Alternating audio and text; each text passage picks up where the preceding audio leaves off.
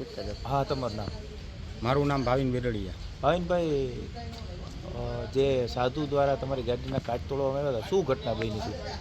શું ઘટના એટલે આમાં તો અત્યારે ઓન પેપરમાં અહીંયા બીજી ગાડી બોલે છે ઉપર, બરોબર. ને આ લોકોએ કોન્ટ્રાક્ટમાં મારી ગાડી 9 મહિનાથી હાલતી હતી અહીંયા, બરોબર. ને અત્યારે મારું બિલે રોકાઈને પડ્યું છે અહીંયા. બરોબર.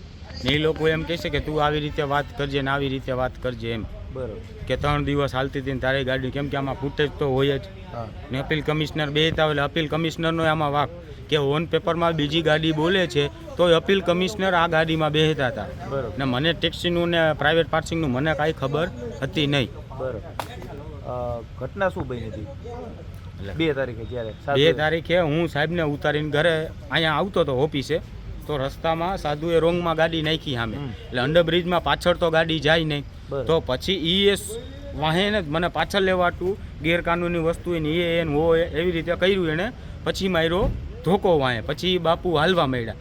પછી આગળ જતા એક મેં પાછી એની વાહે ગાડી, કેમ કે મારે કેસ કરવો તો મેં નંબર પ્લેટ આટું ફોટો લીધો, તો ત્યાંથી આગળ જઈને અહીંયા સંકપ સીધી હનુમાને ત્યાં ઉતરીને હામા રોડે વયા ગયા. પછી ત્યાં એવું થયું કે પોલીસને મેં ફોન તો કરી દીધો હતો, પણ ત્યાંથી બીજી ગાડી નીકળી હોય પોલીસની, કાંક ઉપર લાઇટવાળી હતી, તો એની સામે પણ ફરસી કાઢી. ફરસી એટલે આપણે ઓલું શું કહેવાય ધારિયા જેવું, ભાલું નહીં બધું હતું, છરિયું બર્યું નહીં બધું. ને 4 જણા ગાંજો પીધેલા હતા ફૂલે ફૂલ. એના ગાડીમાંથી ગાંજોય નીકળો, ગાંજાનું બધું શું કહેવાય બધું ઘણું બધું નીકળ્યું. બરોબર.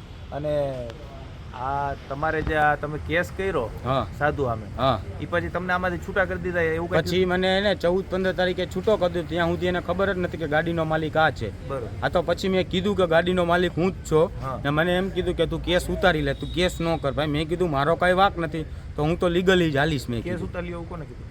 એ આ સુમિતભાઈ. બરોબર. હા, આ સુમિતભાઈ કોણ છે? કોન્ટ્રાક્ટરે. બરોબર. તમારી પેટામાં હાલતી હતી? મારી પેટામાં હાલતી હતી. બરોબર. હવે શું માંગ છે તમારી?